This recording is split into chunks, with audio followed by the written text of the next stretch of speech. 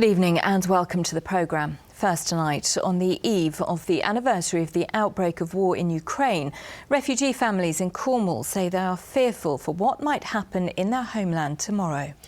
Nearly a year ago, Russian troops invaded. Millions of people from Ukraine fled for their lives, many settling here in the West Country, with 1,780 Ukrainians in Devon and 556 in Cornwall. Charlotte Gay has revisited families who are trying to adapt to life here and the charities who have given their unwavering support.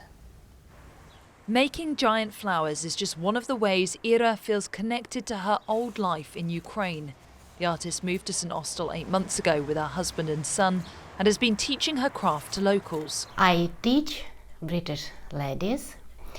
I was very happy because I was like at home, because at home I every day make flowers.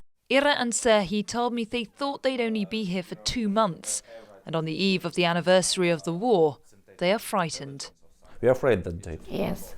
Because we know definitely something will happen. And I hope our country can deal with it with courage like it used to be all the time.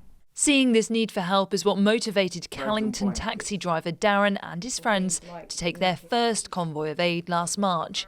They're now preparing to drive over their 100th van to the Polish border, filled with a long list of medicines and supplies needed to survive living through a war. Lots of different organisations meeting us in Warsaw to try and get the aid straight out of it. It doesn't take long, but as quick as we was putting it in, it was being taken out as well. It's going to be 10 years, you know. Even if the war stopped tomorrow, the amount of devastation that's out there, the amount of mental illness there's going to be, the amount of displaced people, the amount of orphans that there's going to be, they're going to need looking after, you know, and it's going to be at least 10 years. So yeah, we're in it for the long haul.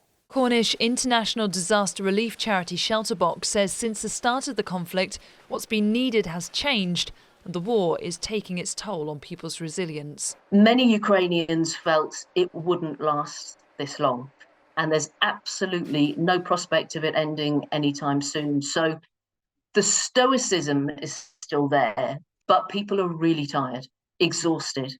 People have lost their jobs because businesses have gone under in the war. So gradually, circumstances for many people have actually got substantially worse, even though the pattern across the country in terms of the war is very different. So the feeling of being under attack, of constantly being under siege, that is countrywide. And after a year of this, people are traumatized. I'm not Russian, I'm Ukrainian. We are different people. We're different here and here.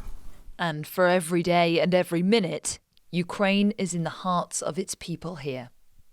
Charlotte Gay, ITV News, St Austell.